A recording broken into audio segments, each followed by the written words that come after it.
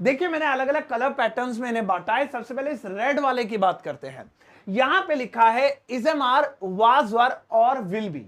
इसे उंगलियों पे रट लीजिएगा कि ये तीन जो हमारी हेल्पिंग वर्ब हैं, इनके साथ आप हमेशा हमेशा वर्ब की फर्स्ट फॉर्म के साथ आईएनजी यूज करेंगे। वर्ब की फर्स्ट फॉर्म के साथ आईएनजी।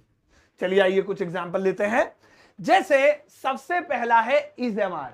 इज एम आर, इसकी हिंदी क्या होती है? हम सब जानते हैं कि इज एम आर का हिंदी में मतलब होता है रहा है, रही है, रहे हैं। जैसे मैं जा रहा हूं, मैं जा रहा हूं, तो कैसे बनाएंगे इसे? मैं जा रहा हूं इंग्लिश में I am going, I am going. ये देखिए, तो यहां पे कौन सी फॉर्म आई? आईएनजी, है ना। ऐसे ही वाजवर, इसकी हिंदी हो जाती है रहा था, रहा था, रहा था, रही थी, रहे थे। इसमें भी आईएनजी।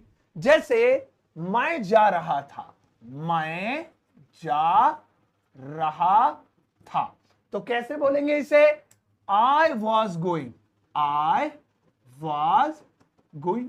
ये देखिए क्या लगा इसके साथ? आईएनजी। क्यों लगी? क्योंकि इज एम आर वाजवर और विल बी के साथ आईएनजी लगती है। एक विल बी का भी एग्जांपल ले लेते हैं। विल बी का मतलब होता है जी रहा होगा, रहा होगा। तो यहां पर देखिए वह जा रहा होगा, सिंपल, वह जा रहा होगा। सो कैसे बनाने वाले हैं इसे? He will be, he will be going. ये देखिए बन गया, ही विल बी गोइंग, है ना। तो इस तरह से इन तीनों के साथ आईएनजी का प्रयोग करेंगे। उंगलियों पर रट लेंगे इज एम आर के साथ आईएनजी। चलिए जी आगे बढ़ते हैं।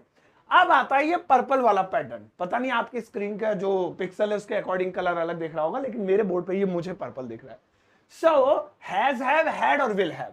याद रखेंगे इन तीनों के साथ आपने हमेशा वर्ब की थर्ड फॉर्म लगानी है, हमेशा वर्ब की third form, has, have, had और विल हैव।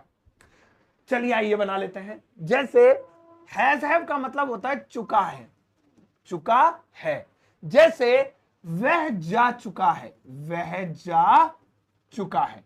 सो कैसे बनाने वाले हम इससे? वह जा चुका है, he has gone, he has gone. तो देखो थर्ड फॉर्म आई नहीं आई? अपने आप आ गई। अब आ जाते हैं हैड, क्योंकि ये इसका पास्ट है तो चुका है का हो जाएगा चुका था। क्या हो जाएगा? चुका था, चुका था। चलिए बना देते हैं।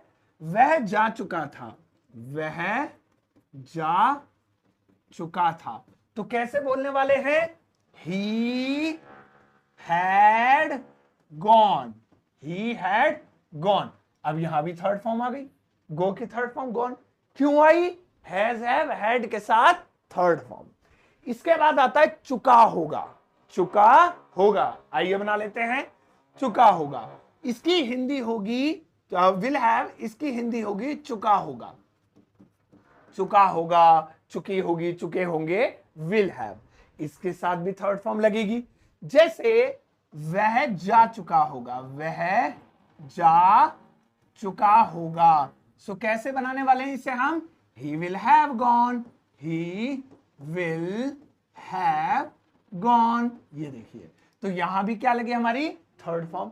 तो कुल मिला के पता ये चला कि इज एम आर के साथ I N G, is am are was और विल बी के साथ हैज, हैव, हैड और विल हैव के साथ थर्ड फॉर्म।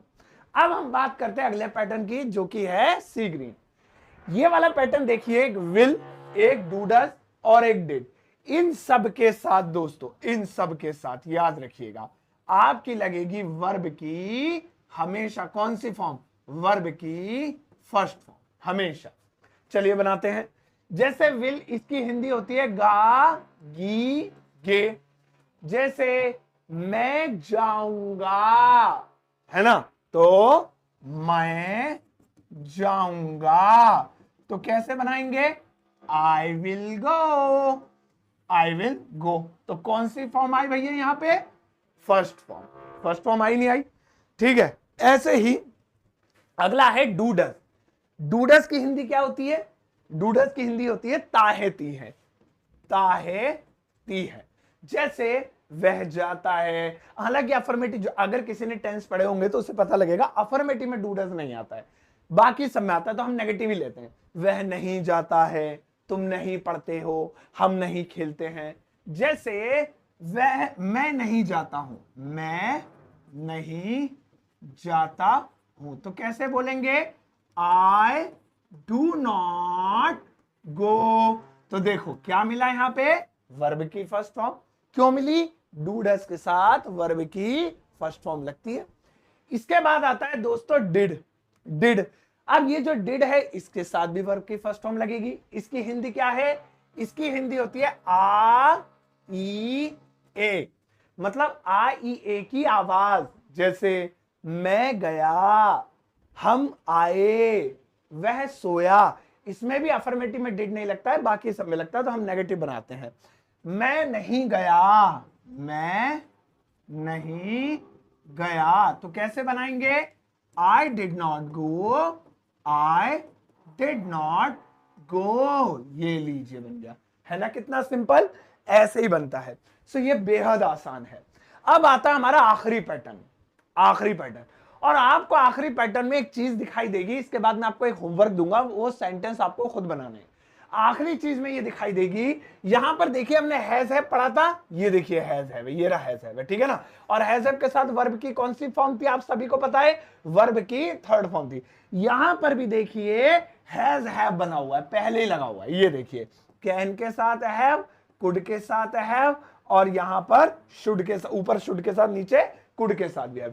तो जब ऑलरेडी हम हैव के साथ थर्ड फॉर्म लगा चुके हैं, तो ये हैव भी अब जिसके साथ लगेगा थर्ड फॉर्म ही आएगी, ठीक है। खाली हैज हैव के साथ थर्ड फॉर्म, और ये हैज हैव किसी के साथ लग जाए तो उसके साथ भी थर्ड फॉर्म। अगर देखिए लगता नहीं ना, जैसे कैन शुड कुड, तो फर्स्ट फॉर्म ही आती है, लेकिन अब लग गया तो इसकी हो जाएगी, हमें यहां पे लगेगी थर्ड फॉर्म। चलिए बनाते हैं। सबसे पहले कैन हैव, ठीक है ना।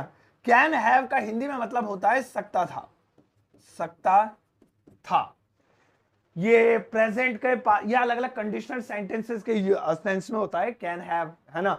सो जैसे वह जा सकता था, जा या सकता था बना लेते हैं। वह जा सकता, अरे आ जा भैया पेन, सकता था। तो कैसे बनाएंगे कि can have gone, he can have gone. Rarely use होता है कैन हैव का यूज वैसे, क्योंकि इसकी जगह कुड हैव ज्यादा प्रयोग में लाया जाता है। इसके बाद आता है शुड हैव। इसकी हिंदी होती है चाहिए था, चाहिए था। जैसे तुम्हें जाना चाहिए था, तुम्हें जाना चाहिए था, तुम्हें जाना चाहिए था, चाहिए था। सो कैसे? You should have, you should have gone. यहां पर भी क्या आई? वर्ब की थर्ड फॉर्म, ठीक है ना। और लास्ट में आता है कुड हैव, वही सकता था, जैसा ऊपर मैंने बताया वो रेयरली यूज होता है, मेन यही यूज होता है, सकता था। तो ऐसे ही तुम जा सकते थे, तुम जा सकते थे, तो कैसे बनाएंगे? You could have, you could have gone. ये देखिए बना दिया, नीचे छुप गया हो। तो इस तरह से अब यहां पर आप एक बार रिवीजन के तौर पे देख लीजिए, क्योंकि उसके बाद मैं आपको देने वाला हूं होमवर्क। स्क्रीनशॉट लेना चाहे ले सकते हैं। Is, am, are, was were और विल बी, इनके साथ आपको हमेशा हमेशा वर्ब की फर्स्ट फॉर्म के साथ आईएनजी लगानी है, हमेशा। अगर बात हो हैज हैव, हैड या विल हैव की, इनके साथ हमेशा हमेशा आपको वर्ब की थर्ड फॉर्म लगानी है। अगर बात हो विल डू या डिड की, तो इनके साथ आपको हमेशा हमेशा सिर्फ और सिर्फ वर्ब की फर्स्ट फॉर्म लगानी है। और अगर बात हो कैन हैव, कुड हैव और जहां शुड हैव की, या कोई भी ऐसा जिसके साथ हैव लग गया जैसे माइट हैव, आपको थर्ड फॉर्म लगानी होगी। ये बात याद रखना। चलिए आपको एक छोटा सा होमवर्क देता हूं, गौर से देखेंगे। इस वक्त आपकी स्क्रीन पर ज्यादा नहीं, बस एक सेंटेंस नजर आ रहा है, और आपको इस एक सेंटेंस की इंग्लिश ट्रांसलेशन वीडियो के कमेंट सेक्शन में करनी है। सभी बच्चे करेंगे, ठीक है ना। और कोई भी सवाल हो तो वो भी इसके साथ पोस्ट कर सकते हैं। तो दोस्तों इस तरह से हम अंग्रेजी में ढेर सारी चीजें सीख सकते हैं। मेरी किताब अमेजॉन फ्लिपकार्ट पर अवेलेबल है, साथ साथ मेरा एप्लीकेशन जहां पर एक super basic English speaking course है। जिन लोगों को बिल्कुल इंग्लिश नहीं आती है और वो सिर्फ देखिए इस कोर्स से इंग्लिश नहीं आएगी, इसका नाम है super basic English speaking course. इसका मतलब है आपकी बेसिक अच्छी हो जाएगी। तो इस कोर्स को आप 50% डिस्काउंट पर खरीद सकते हैं, यानी इसकी कीमत 299 है, लेकिन मेरा कोड लगाएंगे SS50 तो ये आपको हाफ रेट में मिल जाएगा। जाओ इस वीडियो को सबके साथ शेयर करना, ज्यादा देख प्यारा सा लाइक देकर जाना।